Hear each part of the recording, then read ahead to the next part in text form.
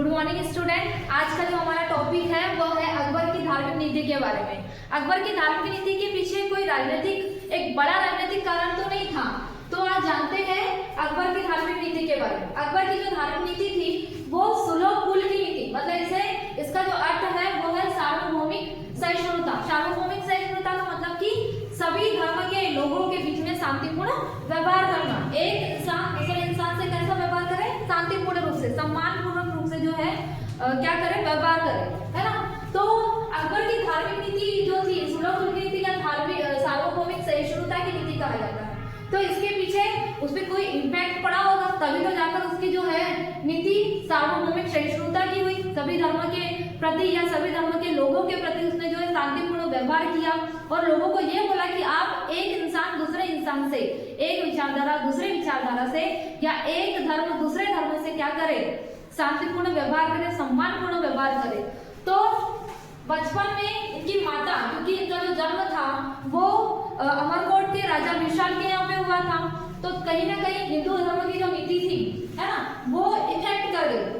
उनकी जो माता थी हमीदा बानो बेगम, है ना, उनका सबसे ज्यादा इफेक्ट पड़ा इसमें। फिर उनके जो शिक्षक थे अब्दुल लतीफ, ये ज्यादा पढ़े नहीं थे, लेकिन हाँ इन्होंने जो है शिक्षा ज्ञानवर्धक ना रहते हुए जो है एक राजा के रूप में ज्यादा शिक्षा प्राप्त किए थे, है ना। एक आम इंसान के रूप में जो है प्रैक्टिकल नॉलेज इन्होंने ज्यादा लिया था। तो इनके जो शिक्षक थे अब्दुल लतीफ, इनसे जो है इनकी धार्मिक नीति पर ज्यादा इफेक्ट पड़ा, क्योंकि इन्होंने ज्ञान लिए थे। और इसके अलावा जो सूफी विचारधारा थी, जो शेख सलीम चिश्ती, मोइनुद्दीन चिश्ती, इन लोगों का जो है जो मतलब कहना चाहिए कि एक इंसान के बारे में बता रहे थे कि एक इंसान कैसा होना चाहिए, है ना। तो इन विचारधाराओं का इस अकबर की कहना चाहिए कि माइंड में या उसके दिल पर इतना इफेक्ट पड़ा था। किसका? अब्दुल लतीफ, हमीदा बानो बेगम और सूफी विचारधारा, जिसमें मोइनुद्दीन चिश्ती, शेख सलीम चिश्ती भी थी, है ना। बात करते हैं कि जब ये इफेक्ट पड़ा तो अकबर ने अपने शासनकाल में क्या क्या धर्म से रिलेटेड काम किए, है ना। तो होता ये है कि 1560 में बैरम खां से संरक्षित हो जाते हैं। 1560 से 62 में पेटीकोट सरकार मतलब कि महामंगा से स्वतंत्र हो जाते हैं, तब इनका दिमाग चलना स्टार्ट होता है ना। तो ये 1562 में क्या करते हैं, आमेर की जो राजकुमारी होती है ना, मलकाबाई, उनसे विवाह करते हैं। तो ये राजपूतों से मिलते हैं। राजपूतों से जब मिलेंगे मतलब हिंदुओं से मिलेंगे तो उनके धर्म के बारे में जानेंगे। और इसके अलावा ये मेड़ता अभियान करते हैं, है ना। मेड़ता अभियान में ये देखते हैं कि जो युद्ध में जब मैंने उस युद्ध को जीता तो जो युद्ध बंदी थे उनको बंदी बनाकर जो है दास के रूप में उनका प्रयोग किया जा रहा था, है ना। उनको बेचा जा रहा था एक गुलाम बनाकर कि इतने में इसको लेके जाओ, इतने में इतने लेके जाओ। तो इसी को देखते हुए 1562 ईस्वी में ये दास बनाने की जो प्रथा थी, लोगों को जो दास बनाने की प्रथा थी, कुल मिला के दास प्रथा को क्या कर देते? बंद कर देते, ठीक है, समाप्त कर देते। फिर उसके बाद ये क्या करते हैं कि एक दिन अपनी पत्नी हरकाबाई के साथ निकलते हैं किसमें? अजमेर, शेख सलीम चिश्ती से मिलने के लिए, है ना, ज्ञान कहना चाहिए, आध्यात्मिक ज्ञान प्राप्त करने के लिए। तो रास्ते में वो जब रुकते हैं, कुछ जो उनके कहना चाहिए कि मंत्रीगण होते हैं, वो अपने जेब भरने के लिए यात्राओं से जो है तीर्थ यात्रा से टैक्स वसूला करते थे। तो ये जो है वेशभूषा में निकलते हैं हरकाबाई के साथ और देखते हैं कि मैंने तो ऐसा कोई आदेश दिया ही नहीं कि तीर्थ यात्रा से टैक्स निकालो। फिर ये पता चलता है कि जब कोई व्यक्ति तीर्थ यात्रा करने जाता है, अपने धर्म से रूबरू या अपने ईश्वर से जब रूबरू होने जाता है, तो उनके ऊपर टैक्स लगाया जाता है। उनको टैक्स भर के जो है अपने ईश्वर से मिलने जाना पड़ता है। उसके बाद 1563 में जैसे वो अपने दरबार में आते हैं वापस रिटर्न शेख सलीम चिश्ती की दरगाह से, है ना, तो 1563 में वो तीर्थ यात्रा को क्या कर देते हैं? समाप्त कर देते हैं, ठीक है। ऐसा ही इफेक्ट नहीं पड़ा, वो चीजें जो लाइफ में होती तब जाके जो है बाहर चीजें निकलती है ना। तो ये 1563 में तीर्थ यात्रा को समाप्त कर देते हैं।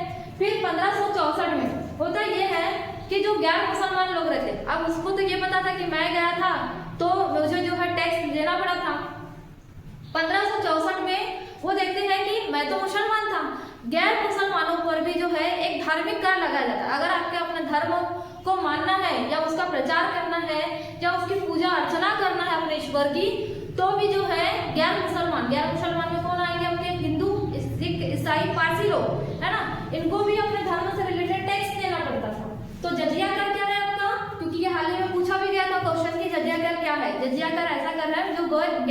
मुसलमानों का गैर मुसलमानों से लिया जाने वाला एक धार्मिक कर था। ठीक है, तो 1564 में ये जजिया कर को समाप्त कर देते। लेकिन होता ये है कि ये बहुत सारी चीजें 1562 से देरी मतलब लगातार चीजें बंद करते जा रहे थे, मतलब एक नया परिवर्तन कर रहे थे, है ना। तो इसी को देखते हुए होता यह है कि 1565 में जो लोगों को पकड़ कर जो है धर्म परिवर्तन करा जाता, चाहे वो सिख हो, चाहे वो पारसी हो, चाहे वो हिंदू हो, चाहे वो ईसाई हो, तो इनको पकड़ के लाया जा रहा था और उन्हें ये बोला जा रहा था कि आप इस्लाम धर्म को कबूल कीजिए, है ना। तो इस्लाम धर्म को कबूल कर मतलब जबरदस्ती कबूल, क्योंकि उनके सामने जो हरका भाई का विवाह हुआ था तो उन्होंने ये बोला था कि मेरा जो है धर्म परिवर्तन नहीं किया जाएगा, मैं इस्लाम धर्म को कबूल नहीं करूंगी, केवल और केवल मैं अपने धर्म को मानूंगी। तो 1565 में जबरन धर्म जो परिवर्तन था, लोगों का जो धर्म परिवर्तन कराया जा रहा था उसको क्या कर देता है, ये रोक कर 1565 ईस्वी में। ठीक है, लेकिन इसी के टाइम पे ये होता है कि धार्मिक सहिष्णुता में कमी आती है। धार्मिक सहिष्णुता मतलब कि ये कट्टर मुसलमान बनना स्टार्ट हो जाता है। पहले तो था, अगर मैं इसकी बात करूं बचपन से लेके तो कहना चाहिए 60-62 तक ही कट्टर मुसलमान था, लेकिन जैसे ही ये मेरठा अभियान करता है, जैसे ही आमेर की राजकुमारी हरका बाई से मिलता है तो इसके कट्टर मुसलमान में थोड़ी कमी आती है। लेकिन 1565 में फिर इसकी जो है धार्मिक सहिष्णुता मतलब में कमी आती है। इसका मतलब कि ये कट्टर मुसलमान की और आगे बढ़ते जाते हैं। तब इसके जो दो मंत्री थे, एक अबुल फजल और फैजी, है ना, इसकी उदारता में कमी करते हैं। लेकिन इसके पहले एक और चीज इंसिडेंट होता है। क्या इंसिडेंट होता है? 1568 में मतलब 1568 में ये चित्तौड़ विजय करता है। चित्तौड़ विजय जहाँ के राजा उदयसिंह थे, जहाँ पे जो है ये क्या करता है, उस युद्ध में अपने इसके जो सैनिक रहते हैं थोड़े मतलब डरे हुए रहते हैं, उनमें जिहाद का नारा देता है। जिहाद का नारा जैसा आतंकवादियों को दिया जाता है ना, सेम वैसे ही अपने सैनिकों को जिहाद का नारा देता है और फतहनामा जारी करता है। फतहनामा का मतलब कि हम इस पे जीत हासिल करेंगे, उसको मार कर जो है हम इससे जीत हासिल करेंगे। तो ये चित्तौड़ अभियान के दौरान फतहनामा और जिहाद का नारा देता है। इसी टाइम पे ऐसा कहा जाता है कि ये राजपूतों का कत्लेआम कर रहा था। मतलब कट्टर मुसलमान कैसा होता है, मार तोड़ करने वाली किस्सा होती है ना, तो इस टाइम पे ये जो है कत्लेआम चालू कर दिया था। किस अभियान के दौरान? चित्तौड़ अभियान के दौरान। ठीक है, फिर इसके दरबार में दो व्यक्ति रहते, एक फैजी और एक अबुल फजल, है ना, जो कहना चाहिए इसके दरबार के मुख्य व्यक्ति रहते हैं। नौरत्न में से एक बोला जाता है ना, तो सेम फैजी और अबुल फजल क्या करते हैं, ये रहते मुसलमान है, लेकिन एक कट्टर मुसलमान की जगह पे ये रूढ़िवादी के स्थान पर उदारतावादी नीति को अपनाते रहते हैं। तो ये ज्ञान देते हैं किसको? अकबर को, कि आप अपनी विचारधारा में रूढ़िवादी के स्थान पर उदारवादी नीतियों को अपनाएं, है ना, रूढ़ी मत बने, आप उदार बने, सभी धर्मों को जो है एक तराजू में तोलने का प्रयास करें। सभी आप ही ने जो है पहले ये बोला था कि सभी धर्म के प्रति क्या हो, सम्मानपूर्वक और शांतिपूर्ण व्यवहार किया जाए, है ना। तो ये दो व्यक्ति ऐसे रहते हैं जो अकबर की विचारधारा में रूढ़िवादी के स्थान पर उदारवादी नीति को लाने का प्रयास करते हैं, है ना। फिर इसी को देखते हुए इन्हीं के कहने पर 1575 ईस्वी में ये फतेहपुर सीकरी में इबादत खाने की स्थापना करते हैं। इबादत खाना ऐसा कहा जाता है कि जो ये इबादत खाने की स्थापना करते हैं केवल और केवल इस्लाम धर्म के धर्म गुरुओं के लिए स्थापित करते हैं। मतलब अगर आपको इस्लाम धर्म की अगर दीक्षा लेनी है, शिक्षा लेनी है, तो कौन देगा आपको? इस्लाम धर्म के धर्म गुरु काजी जो रहते थे, है ना, धर्म प्रदोषी जो रहते थे, वही आपको शिक्षा देंगे। तो पहले तो इन्होंने जो है केवल इबादत खाना किसके लिए बनाया था? केवल इस्लाम धर्म के जो धर्म गुरु थे उनके लिए। लेकिन बाद में इसे ध्यान आता है कि बोले मेरे अगर मैं साम्राज्य की अगर अपने कुल साम्राज्य की अगर बात करूं तो केवल इस्लाम मतलब कि मुस्लिम लोग नहीं रहते, वहाँ हिंदू भी रहते हैं, सिख भी रहते हैं, पारसी भी रहते हैं और ईसाई लोग भी रहते हैं। तो ये जो इबादत खाना है केवल और केवल मुसलमानों के लिए ना रहते हुए 1578 ईस्वी में सभी धर्म के लिए, सभी धर्म के विद्वान के लिए जो धर्म गुरु रहते हैं उनके लिए खोल देते। मतलब कुल मिला के 1575 में इबादत खाना की स्थापना करते हैं केवल मुस्लिम धर्म गुरुओं के लिए, और 1578 में ये सभी धर्म के धर्म गुरुओं के लिए जो है इबादत खाना खोल देते हैं। जब सभी धर्म के लोग यहाँ पर मिलते हैं, या कहना चाहिए सभी धर्म के विद्वान लोग यहाँ बैठते हैं, अपना वाद विवाद करते हैं, है ना। संसद में क्या होता है? वाद विवाद होता है, अपने प्रश्नों को रखा जाता है, उत्तर लिया जाता है। इस कारण इसे सभी धर्म के विद्वान जहाँ मिलते थे, इस कारण इसे धर्म संसद कहा जाता है। जाता है, उसका आंसर मिलता है ना। अपनी बातों को रखा जाता है कि भाई यहाँ विकास नहीं हो रहा है, ऐसा नहीं हो रहा है। तो ये क्या हुआ 1578 में सभी धर्मों के लिए खोल दिया गया, जिसे धर्म संसद कहा गया। लेकिन होता यह है कि जो संसद भवन होता है ना, जो सांसद लोग होते हैं उनके बीच में भी जो है वाद विवाद बढ़ जाता है। इतना वाद विवाद बढ़ जाता है कि कोई कुर्सी तोड़ देता है, कोई जो है वो जो पेपर है उसको फाड़ देते हैं, है ना, कोई अपनी सीट छोड़ के भाग जाता है। तो सेम जो है इस धर्म संसद में भी इन धर्म शास्त्रियों के बीच में जो है वाद विवाद स्टार्ट होने लगा। इतना वाद विवाद बढ़ गया, इतना वाद विवाद हो गया कि जो इबादत खाना था वो दो गुटों में बढ़ गया। एक गुट रूढ़िवादी हो गया और एक गुट जो हो गया वो उदारवादी। जैसे एक गुट कांग्रेस और एक गुट क्या है आपका बीजेपी, है ना, भाजपा है। तो सेम ये इबादत खाना भी दो गुटों में बढ़ जाता है, एक रूढ़िवादी एक उदारवादी। जो उदारवादी थे, क्योंकि उदारवादी नीति को कहना चाहिए जो विचारधारा थी वो किसकी थी, आपकी अबुल फजल और फैजी की। तो एक गुट का मतलब उदारवादी नीति का जो गुट था उसके प्रमुख कौन थे, अबुल फजल। और रूढ़िवादी जो गुट था उसके प्रमुख थे अब्दुल नबी। ठीक है, रूढ़िवादी के थे अब्दुल नबी, है ना, अब्दुल नबी। ये दो व्यक्ति रहते हैं जो दो गुटों में इबादत खाना बढ़ जाता है। ठीक, अब ये होता यह है कि इतना मतलब विवाद बढ़ जाता है, इतना विवाद बढ़ जाता है कि अकबर जो है इस इबादत खाने को 1579 में, है ना, 1579 में जाके इस इबादत खाना को बंद करवा देता है। ठीक, अब इसको जैसे ही वो बंद करवाता है तो भाई पूरा तो बंद नहीं करवाएगा, कुछ तो चालू करना पड़ेगा ना। जैसे जो संसद रहती है वो क्या हो जाती है, स्थगित हो जाती है, फिर उसको चालू करवाते हैं। तो उसी प्रकार से 1579 में ये मजरनामा की घोषणा कर देते हैं। मजरनामा की घोषणा क्या होगी? नहीं रुका है, कॉल आ रहा है। क्या करते हैं 1579 में मजरनामा की घोषणा करते हैं। अच्छा, तो सब ये हो गया, इबादत खाना वाला जो सिस्टम था वो भी खत्म हो गया, मजरनामा लेके आएगा। तो ये मजरनामा क्या है? मजरनामा का मतलब ये होता है कि जो सभी धर्मों के जो मामले हैं उसमें अगर निर्णय लेने का जो अधिकार है, धर्म के मामले में निर्णय लेने का जो अधिकार है वो किसके पास रहेगा? बादशाह के पास रहेगा, सुल्तान के पास रहेगा। सुल्तान मतलब कौन? अकबर। ठीक है, तो मजरनामा जब ये लाते हैं, क्योंकि यहाँ पे इतना वाद विवाद बढ़ जाता है कि एक जो इस्लाम धर्म का जो विद्वान है या हिंदू धर्म का जो विद्वान है या सिख धर्म का जो विद्वान है, उनका मतलब सब अपनी अपनी कर रहे थे। राजा की, सुल्तान की, बादशाह की कोई सुन ही नहीं रहा था। भाई जब सुन ही नहीं रहा था तो ये एक नई घोषणा तो करेगा ही ना अपने लिए। इसी वजह से ये 1579 में मजरनामा लेके आते कि धर्म के मामले में अगर विचार लेना है, अगर कोई निर्णय लेना है तो वो कौन लेगा? आपका सुल्तान लेगा, बादशाह लेगा, कुल मिला के अकबर लेगा, है ना। तो अकबर ने ये चीजें तो कर दिया, लेकिन इन्होंने ये बोला क्योंकि मुझे धर्म से रिलेटेड उतना ज्ञान तो नहीं है, हाँ मैं ये सभी विद्वानों के विचारों को सुनूंगा और जो विचार मुझे पसंद आएगा उस विचार पर जो है मैं अनुशंसा प्रदान करूंगा, है ना। और उस विचार जब मुझे वो विचार पसंद आएगा तो उससे रिलेटेड मैं एक नया आदेश भी जारी कर सकता हूँ। कुल मिला के इसने क्या किया, अपने इस मजरनामा के माध्यम से सभी धर्म के लोगों पर एक कहना चाहिए प्रभुत्व स्थापित किया। किसका? सुल्तान का, कि सुल्तान से ना तो बड़ा कोई हो सकता है। मतलब इसने ईश्वर की महिमा को भी जो है कम ही ला दी, है ना। जो भी करेगा सुल्तान करेगा, जो भी होगा वो बात सही करेगा, है ना। तो इस मजरनामा के द्वारा जो है उसने स्वयं को ऊपर लाने का प्रयास किया कि ईश्वर के ऊपर भी जो है वो केवल और केवल सुल्तान, है ना। अब ये होता ये है कि इस मजरनामा में ये भी कुछ दिनों तक चलता है, ये भी बंद हो जाता है।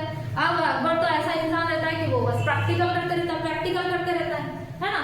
तो 1582 ईस्वी में ये दिने लाई एक नया धर्म चला। जैसे कहना चाहिए मौर्य वंश में अशोक द्वारा जो है एक नया धर्म लेके आया गया था, दम की नीति को अपना रहा था ना वो, उसी प्रकार से अकबर भी अशोक का थोड़ा पढ़ लिया होगा, सुन लिया होगा, उसी को देखते हुए ये 1582 में दिन ए इलाई धर्म लेके आते। ठीक है, दिन ए इलाई। अब ये दीन इलाही है क्या भाई? सभी धर्मों के बीच में सामंजस्य स्थापित करने के लिए, क्योंकि आपको पता चल गया था कि इबादत खाना बना और उनके बीच में क्या होने लगा? विवाद होने लगा। सामंजस्य बैठा था क्या? नहीं। मसलतनामा भी लेके आए तो उन्होंने बोला कि सभी धर्म के मामले को मैं सुनूंगा और जो भी विचार मुझे अच्छा लगेगा मैं उस पर एक नया आदेश बना सकता हूँ, उस पर मैं अनुशंसा प्रदान कर सकता हूँ। तो इन्हें लगा कि भाई सभी धर्म के विद्वानों के बीच में क्या हो रहा है? मतभेद होना स्टार्ट हो गया।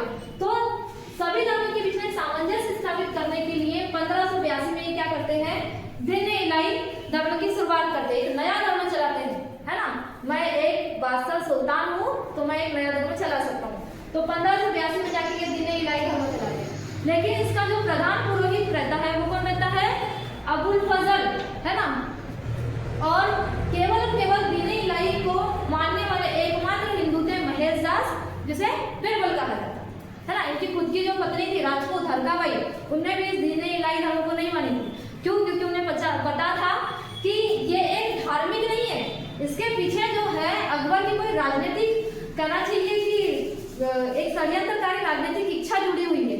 केवल ऐसे ही जो है लोग धार्मिक नीति को महत्व नहीं देते, है ना। धर्म से जुड़कर जो है वो राजनीतिक महत्व दिए जाते हैं। जैसे कि हम अगर अभी वर्तमान में बोले तो हम क्या करते हैं?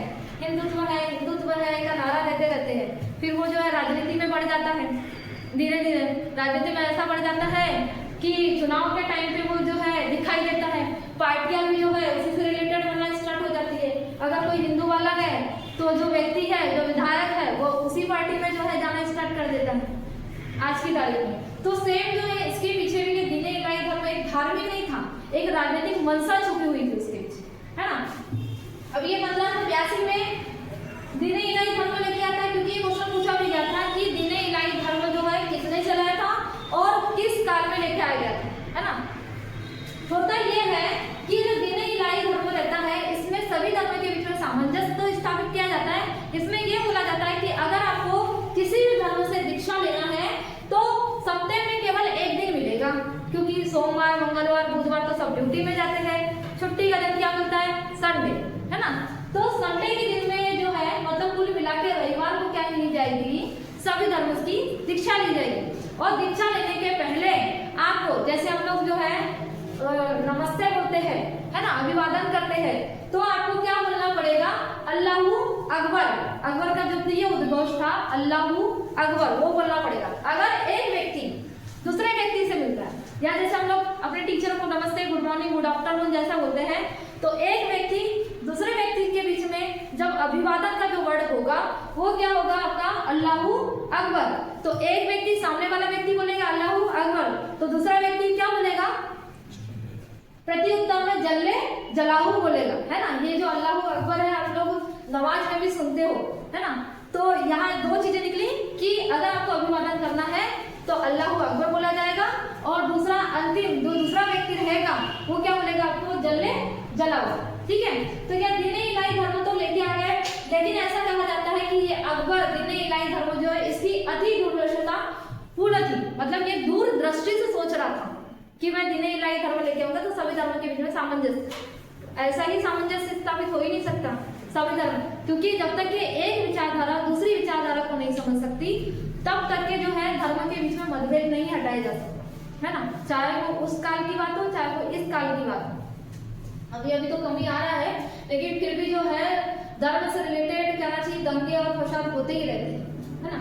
चाहे वो मस्जिदों का मामला हो, चाहे वो मंदिरों का मामला हो। फिर वहां बोला जाता है कि पहले यहाँ मंदिर था, फिर अभी मस्जिद बनी है ना। ये दीन इलाही धर्म तो हुआ। फिर इसी को देखते हुए, क्योंकि ये नया प्रैक्टिकल मतलब कि हर साल कर रहा था, तो 1583 ईस्वी में ये इलाही संवत चला था, एक नया संवत। जैसे कि हमने शक संवत पढ़ा, विक्रम संवत पढ़ा, है ना, उसी प्रकार से एक नया संवत लेके आता है। क्या ये इलाही संवत लेके आता है। इसमें होता कुछ नहीं है, फिर ये होता है कि आप इलाही संवत को आप अपने हिसाब से कि भाई जो मेरे पीर है, जो मेरे कहना चाहिए कि जो चिश्ती की जो दरगाह है उनको देख के जो है संवत को मतलब कैलकुलेट किया जाए, सूर्य और चंद्रमा को देख के जो है कैलकुलेट किया जाए कि कौन सा ईयर चल रहा है, कौन सा नक्षत्र है, ये फला फला होता है। होता ये है कि इसके बाद इसकी धार्मिक सहिष्णुता में कहना चाहिए उदारतापूर्ण नीति को अपनाते हुए इसके दरबार में जैन धर्म के गुरु रहते थे हरिविजय सूरी, इनको जो है जगत गुरु की उपाधि थे कि जगत में ईसाई धर्म में आपसे बड़ा कोई नहीं, सॉरी जैन धर्म में इससे बड़ा कोई नहीं। तो ये जो हरिविजय सूरी थे, हरिविजय सूरी जो कि जैन धर्म से संबंधित थे, ठीक है, इनको जगत गुरु की उपाधि देते हैं, जगत गुरु की उपाधि देते हैं, ठीक है। ये क्वेश्चन पूछा भी गया था। हरिविजय सूरी किसके दरबार में रहते थे जिसे जगत गुरु की उपाधि दी गई थी? तो ये अकबर के दरबार में रहते थे। इसी को देखते हुए इन्होंने जो है फिर जो कहना चाहिए अमरदास की जो पुत्री थी बीबी भानु, है ना, उनको जो है ये 500 बीघा जमीन दान करते हैं। उन्हीं के जो पति रहते बीबी भानी के कौन, रामदास, वहां पे जो है एक प्राकृतिक तालाब का निर्माण करते हैं जहां वर्तमान में अमृतसर का शहर बना हुआ है, गोल्डन टेम्पल, स्वर्ण मंदिर का निर्माण करवाया गया है ना। लेकिन धीरे धीरे जो है इनकी मतलब धार्मिक जो सहिष्णुता है वो धीरे धीरे कहना चाहिए कि बढ़ते जाती। इस वजह से ये सती प्रथा को प्रतिबंध लगाने का या रोकने का प्रयास करते हैं। विधवा जो विवाह होता है उसको कानूनी मान्यता प्रदान करते हैं और लड़कियों की जो विवाह की जो उम्र होती है वो 14 से 16 वर्ष कर देते हैं, है ना। लड़कियों की जो उम्र की विवाह करने की जो उम्र रहती है वो 14 से 16 वर्ष। अभी वर्तमान में कितनी हो गई है? 21 वर्ष नए कानून के तहत, है ना। 21 वर्ष हो गई, पहले 18 थी, अब 21 वर्ष हो गई है। अच्छा, तो ये सब चीजें तो हो गई कि कहना चाहिए अकबर ने धार्मिक सहिष्णुता की नीति, कहना चाहिए सार्वभौमिक सहिष्णुता की नीति को तो अपना लिए, लेकिन इसके पीछे इनका कारण क्या था? क्यों जो है धार्मिक सहिष्णुता मतलब सार्वभौमिक सहिष्णुता की नीति को अकबर ने इतना महत्व दिया? इसके पीछे जो है एक प्रमुख राजनीतिक कारण आता है। अब यहाँ से जो है पीएससी मेंस का क्वेश्चन ये पूछता है कि क्वेश्चन ये पूछेगा कि अकबर की धार्मिक सहिष्णुता की जो नीति थी उसके पीछे एक गहरा राजनीतिक कारण छुपा था। इसकी विवेचना कीजिए या अकबर की धार्मिक नीति का वर्णन कीजिए, या आपको पूछेगा अकबर की जो साम्राज्य विस्तार हेतु धार्मिक सहिष्णुता नीति को क्यों अपनाया गया? साम्राज्य के विस्तार हेतु डायरेक्ट क्वेश्चन पूछा गया, अकबर के साम्राज्य विस्तार हेतु धार्मिक सहिष्णुता की नीति को क्यों अपनाया गया? ठीक है, तो इसके 4-5 कारण ये निकलते हैं कि उसको जो है अपने साम्राज्य का क्या करना था? विस्तार करना था। पहला ही कि अगर सभी धर्म में जो है सामंजस्य स्थापित हो जाए, सभी धर्म के लोग अगर मुझे ही माने, है ना, तो लोगों के बीच में मतभेद नहीं होगा। सभी जो साम्राज्य है वो किससे मिलना चाहेंगे? मुगल वंश से भी मिलना चाहेंगे। तो पहला ये निकला कि साम्राज्य विस्तार करने के लिए। दूसरा ये कारण था कि साम्राज्य में स्थिरता प्रदान करने के लिए और या एकता प्रदान करने के लिए। स्थिरता मतलब कि बहुत सारे जो विद्रोह हो रहे थे, जैसे राजपूत मुगलों के खिलाफ, कुछ मुगल जो थे बीच बीच में विद्रोह कर देते थे, तो साम्राज्य में या उस समाज में स्थिरता और एकता प्रदान करने के लिए जो है इस धार्मिक सहिष्णुता की नीति को अपनाया गया था। 2 रीजन हो गए।